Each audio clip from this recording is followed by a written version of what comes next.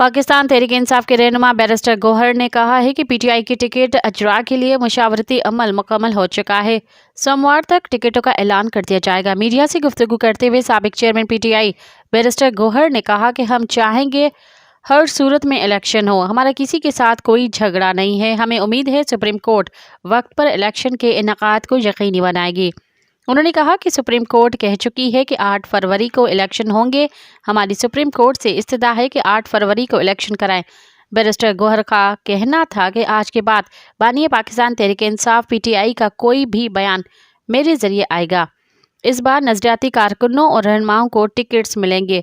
चंद senators ने करारदाद मंजूर की जिसकी आईनी और कानूनी कोई हैसियत नहीं है। हमने हमेशा अदलिया पर एतमाद किया है। हम पहले से चाह रहे थे कि आरओज़ अदलिया से हों। मज़ीद ख़बरन ऐं तफ़सीलात लाइ विज़िट कयो असांजी वेबसाइट www.awamiNewsHD.com ऐं ॾिसंदा रहो अवामी न्यूज़ HD।